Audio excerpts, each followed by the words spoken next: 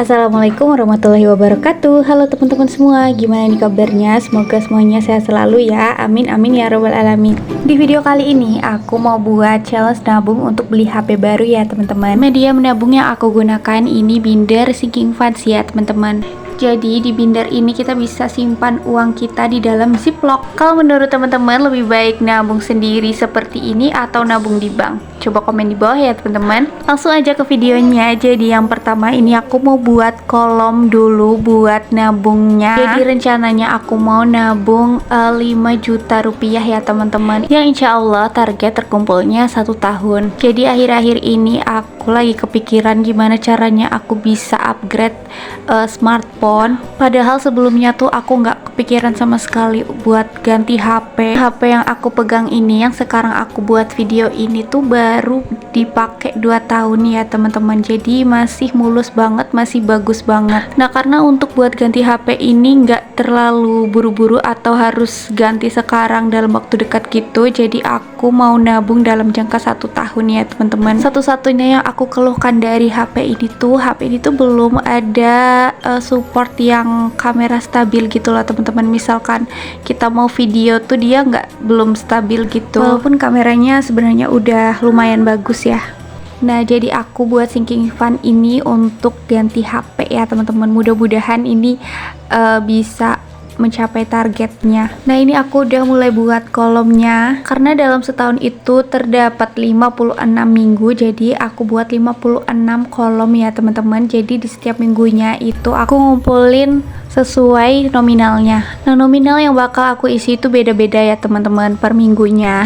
Oh ya, kok nggak ngutang aja kan cepet, kok nggak kredit aja kan pasti kita bayar berapa persennya gitu uang mukanya, terus kita udah dapetin apa yang kita mau kayak gitu. Alasan yang pertama kenapa kita nggak mau pinjol atau kredit, jadi yang pertama itu aku sama suami udah berkomitmen dari awal kita akan menghindari sebisa mungkin menghindari pinjol atau membeli barang secara kredit karena satu riba atau biasa yang disebut dengan bunga cicilan. Nah aku bakal cerita sedikit pengalaman aku soal riba, tapi teman-teman jangan dicontoh ya. Jadi sebelum nikah itu ada di mana aku utang dan yang ada bunganya. Nah selama aku utang ini kan biasanya jangka panjang gitu ya teman-teman, 2-3 tahun gitu cicilannya.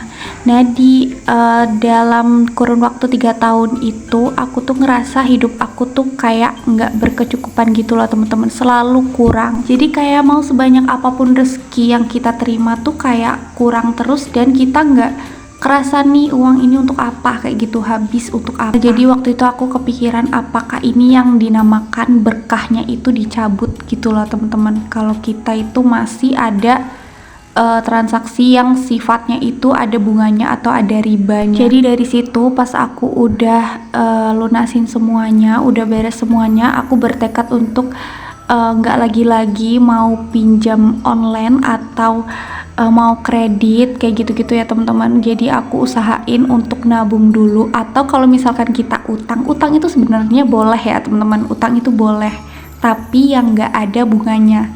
Contoh misalnya kita utang ke ibu sendiri gitu ya, masa iya ibu kita sendiri mau adain bunganya? Nggak mungkin kan. Dan yang terpenting dari utang itu adalah dibayar. Jadi kesimpulannya utang itu boleh-boleh aja, tapi jangan yang ada bunganya, dan kita harus bayar tentunya ya teman-teman. Memang kalau kita mau lepas dari riba itu memang sulit ya teman-teman, nggak semudah apa yang aku katakan tadi. Itu tuh benar-benar sulit banget untuk lepas dari riba. Nah jadi buat teman-teman yang masih mungkin berkaitan dengan riba, semoga bisa secepatnya lepas dari hal tersebut ya teman-teman. Nah bagi yang belum pernah utang pinjol kayak gitu, jangan coba-coba ya, jangan ya dek ya, jangan.